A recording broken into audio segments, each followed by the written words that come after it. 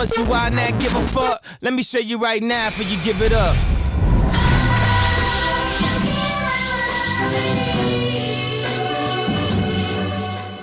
Bien le bonsoir mes BG. Je vais essayer de vous expliquer un peu plus en détail comment refaire ces effets, parce que j'ai dû être rapide sur Instagram, comme d'hab. On va commencer par la TP. Alors pour mieux vous expliquer, j'ai pris cet exemple que j'ai fait dans un autre reel, mais qui est exactement le même procédé. C'est les mêmes effets, c'est juste qu'au moins il fait jour, et c'est sur trépied, donc ce sera plus simple pour expliquer. Alors, on ouvre After Effects, on crée une petite composition, en 1080 par 1920, si vous êtes sur Instagram. 25 fps, moi c'est ce que je fais tout le temps. Ok. Alors ce qui est important pour faire la TP, c'est que vous ayez bien deux plans distincts. Donc un avec vous, qui va vous téléporter, et un en fait, un plan vide, avec rien du tout. Et de filmer sur trépied pour que vous voyez, ce soit exactement le même emplacement. Maintenant, vu que vous avez le plan de vous et le plan vide, ce que vous allez faire, c'est que vous allez vous faire disparaître avec des masques, comme ceci. Avec un seul masque au final du coup. Si vous savez pas faire, je vous montre ça tout de suite. Donc vous prenez le plan vide, vous prenez la plume, et vous venez faire un masque un peu grossier comme ça. Hop, on déplie masque ici, on coche la petite clé, on avance d'une frame, et on vient descendre le masque. Histoire qu'il commence à masquer un peu notre gros crâne. On avance encore d'une frame, et ainsi de suite. On avance d'une frame, et ainsi de suite. Vous avez compris le principe. Jusqu'à du coup, arriver à un rendu comme ça. Donc là déjà, on a notre disparition. Ensuite, ce qu'on va faire, c'est qu'on va rotoscoper notre sujet. Donc pour ça, on duplique le calque où on est dessus, avec commande D. On va le précomposer, on va l'appeler Exio Roto. On regarde bien que c'est en bas que ce soit coché. On place par-dessus le tout, et on va le rotoscoper. Donc on clique sur ça, on double-clique sur notre gros crâne, et là, c'est parti pour la roto d'After Effects. Donc, on sélectionne bien ce qu'on veut. Ensuite, on avance d'une frame, on avance d'une frame, on avance d'une frame, on vérifie qu'il y a bien tout qui est bon. Là, je le fais grossièrement, mais vous voyez qu'il y a des trucs à corriger. Et une fois qu'on a fini, on clique sur Freeze. Corleone. Équipe. Ensuite, on a maintenant, du coup, notre calque rotoscopé. Donc, vous voyez que c'est nous avec rien d'autre. On va reprécomposer ce calque rotoscopé. Donc, Exio Roto. Et maintenant, on va vouloir transformer ce calque rotoscopé en effet contour néon transparent. Et donc pour ça, je vous invite à regarder les effets que j'ai mis et à faire les mêmes, avec les mêmes paramètres. Donc ils sont tous gratuits, sauf Deep Glow, qui est un plugin payant. Mais vous pouvez très bien utiliser le Glow de After Effects, qui est un petit peu moins poussé, mais qui fera quand même un résultat assez stylé. Donc après avoir copié tous ces effets, vous devriez vous retrouver avec ça. Donc c'est normal, n'ayez pas peur, il faut que vous passiez le mode de fusion en Add. Si vous ne le voyez pas, il faut cliquer là sur Toggle Switch Mode. Donc on passe de ça à ça, et on passe de mode normal à Add, qui devrait du coup s'appeler ajouter, je pense, en français. Voilà, et donc maintenant que vous avez ça, vous allez le faire apparaître et disparaître avec des masques, de la même manière qu'on l'a fait avec le calque vide juste avant. Donc le but, c'est qu'au début, il y ait juste nous, les contours blancs arrivent sur nous, avant que nous, on disparaisse, que pendant que le contour blanc descend, nous, on commence à disparaître, mais qu'on aperçoit encore les contours blancs, et qu'une fois que nous, on a disparu, les contours blancs vont commencer à disparaître à leur tour. Voilà, vous devrez avoir ça. Ce qui est déjà plutôt cool, mais on va encore pimper ça un petit peu. Alors moi, ce que je vais faire, c'est que par-dessus ça, je vais rajouter une petite couche d'animation traditionnelle en dessinant des traits directement sur l'iPad, sur Procreate. Par-dessus ces traits, je vais rajouter un effet de Directional Blur pour qu'il soit bien marqué en vitesse vers le haut, plus encore un peu de Deep Glow, ce qui va donner ça. Si vous n'avez pas de tablette et que vous ne pouvez pas faire d'animation traditionnelle, vous pouvez le faire directement sur After Effects en dessinant avec la souris. Je vais vous montrer la technique tout de suite. Pour faire ça, ce que vous allez faire, c'est que cette comp-là, qui s'appelle Tuto, vous allez la dupliquer et l'appeler par exemple Anim Tradi. Vous allez la mettre par-dessus le tout. Donc en fait, là, ce que vous avez fait, c'est que vous avez tous vos calques, ils sont réunis là-dedans. Et donc là, par-dessus ça, en fait, on va venir dessiner. Donc pour ça, on va chercher l'outil Paint. On sélectionne le pinceau en haut. Il faut que dans la durée, vous mettiez Custom et vous mettiez 2 frames, histoire que chaque dessin dure 2 frames. Et là maintenant, vous allez pouvoir double-cliquer sur votre gros crâne une fois de plus et faire des dessins un peu comme vous voulez. Donc avec commande, en restant cliqué, je change la taille de mon brush et je peux faire des traits un petit peu comme je l'ai fait sur l'iPad, mais directement sur After Effects. Pour changer la couleur, je reviens ici. Je vais mettre un peu de rose. Et là, vous voyez que du coup, si j'avance d'une frame, ils sont encore là. J'avance de 2 frames, ils sont plus là.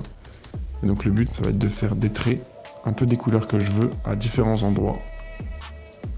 qui vont venir accompagner ma transition. Ensuite, quand vous allez revenir sur votre composition, vous allez voir du coup vos traits, sauf qu'ils vont être en fait par-dessus la vidéo. Donc quand on va dans effet de notre composition AnimTradi, on va venir cocher Paint on Transparent, accent anglais sur 20. Donc là, on voit que du coup, on a vraiment que nos traits.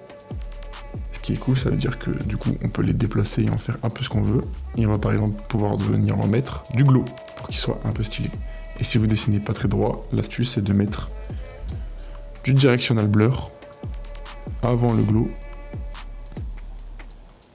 et d'augmenter tout ça assez fort pour que vous voyez vos traits soient bien droits, bien tirés vers le haut. Voilà. Et vous pouvez essayer de vous rapprocher d'un rendu un peu comme j'ai fait sur l'iPad, comme ceci.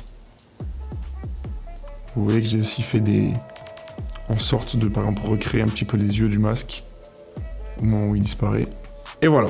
Et enfin, pour fignoler tout ça, quand on regarde mon rendu d'avant, on voit bien qu'il y a un tremblement et un effet qu'on appelle bulge, qui s'appelle renflement en français, qui vient du coup aspirer l'écran. Donc je vais vous montrer ça tout de suite.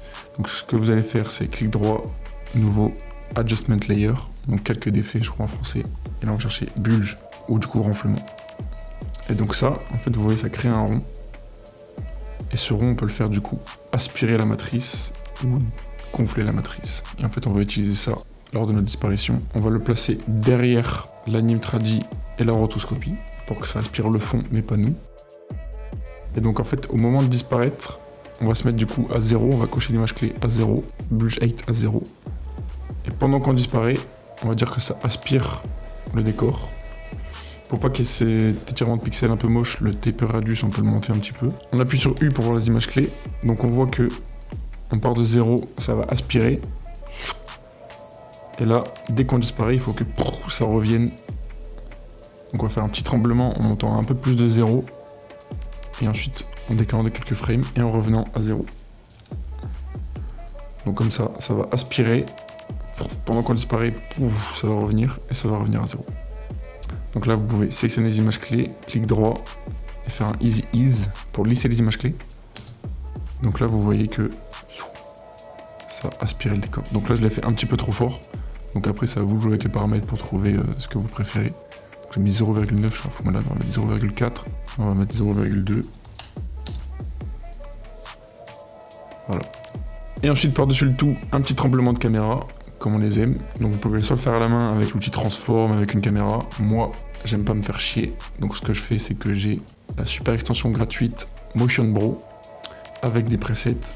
Et il y a donc le preset de caméra shake. Je vais prendre le x3.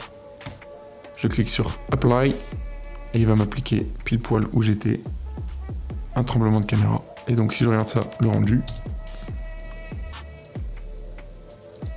Voilà, nous avons recréé la téléportation de l'exemple.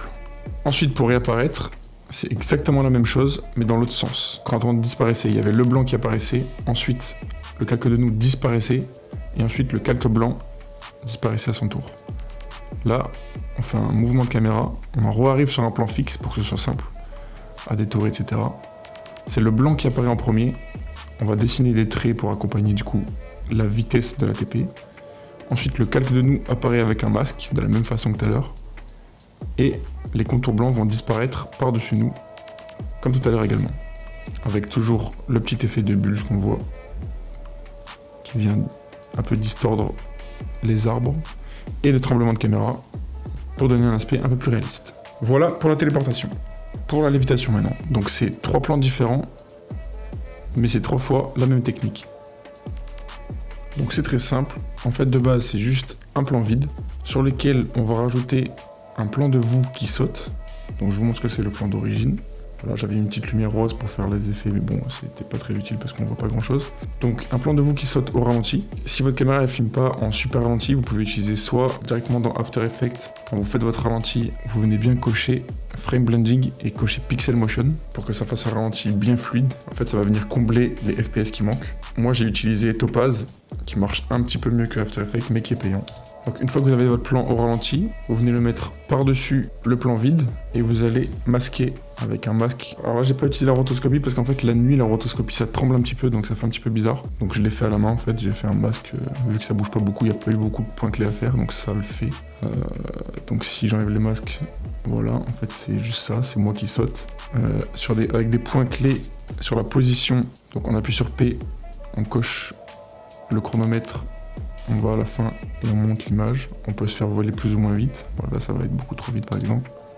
Donc moi j'ai juste fait en sorte que je monte un petit peu vers le ciel. Donc là vous avez déjà ce rendu très stylé, avec juste 2 plans. C'est vrai que du coup sur le plan vide il n'y a pas l'ombre. Donc en fait ce que j'ai fait c'est que sur le plan de base j'ai copié cette vidéo que j'ai collée ici, que j'ai renommé ombre sol, et j'ai fait un masque juste sur l'ombre pour venir réafficher l'ombre qu'il y a sur le plan de moi qui saute. Voilà, ensuite pour le style j'ai rajouté ça. Donc en fait c'est tout simplement un rush trouvé sur internet de lumière comme ça qui vient taper, que j'ai mis en mode lighter color et que j'ai masqué pour faire en sorte que ce soit vraiment que le lampadaire qui éclaire comme ça. Et j'ai fait du coup un deuxième masque en mode subtract pour supprimer du coup la lumière, pour faire genre que c'est mon corps qui masque la lumière. Ensuite pour l'œil magique, j'ai pris l'outil plume et j'ai dessiné mon œil comme ça, de cette manière. J'ai fait un œil blanc et avec position, donc P, et en cochant les points clés, je l'ai fait suivre mon œil. Donc là, j'ai un calque blanc qui suit mon œil, et je suis ensuite venu du coup y appliquer des effets Deep Glow pour faire en sorte qu'il brille de 1000 feux. Donc voici mes paramètres Deep Glow. Donc j'en ai mis 3 en fait, parce que je suis un gros bandeur de glow. Donc le premier, c'est juste pour qu'il brille un petit peu. Le deuxième, c'est pour qu'il brille un petit peu plus fort. Et le troisième, c'est pour l'aspect rose. Dans Deep Glow 2, ce qu'on peut faire, c'est l'aspect ratio. On peut venir faire un glow qui vient faire un petit peu anamorphique en fait. Et j'ai coché la teinte pour lui mettre une teinte un peu rose. Et voilà. Et pour l'aura, c'est pas compliqué du tout. En fait, à partir du moment où vous avez un masque qui contourne votre corps, vous pouvez dupliquer ce calque avec commande D et y venir y appliquer le plugin gratuit qui s'appelle Saber. Vous tapez sur internet Saber plugin After Effects, vous allez tomber dessus gratuitement. Et donc je vais vous montrer directement ce que ça fait quand on y applique l'effet. Ça va faire ça, n'ayez pas peur, c'est normal. Dans Customize Core Type, il faut que vous mettiez Layer Mask. Et là, vous n'avez plus qu'à vous amuser. Il y a plein de presets déjà faits. Donc vous avez juste à toucher un petit peu tout, trouver celui que vous préférez. Ensuite, dans Render Setting, il ne faudra pas mettre black, mais transparent. Et du coup, ça va venir par-dessus votre vidéo. Et donc là, vous avez juste à toucher tous les réglages et à trouver ce que vous kiffez. Moi, je suis parti du preset énergie que j'ai colorié en rose. Ensuite, j'ai modifié un petit peu plein de trucs, un peu dans tous les sens, sans vraiment réfléchir, jusqu'à avoir un rendu que je trouvais à peu près stylé. Et voilà les amis, je crois que c'est à peu près tout. Donc si vous avez une question, commentez. Si je réponds pas, c'est que je suis vraiment une merguez sur YouTube. Donc envoyez-moi un DM sur Instagram et j'y répondrai plus probablement, sauf aux messages un peu bizarres. J'espère que le tuto il a été clair. C'est la première fois que j'essaye de faire un truc où j'explique un petit peu tout.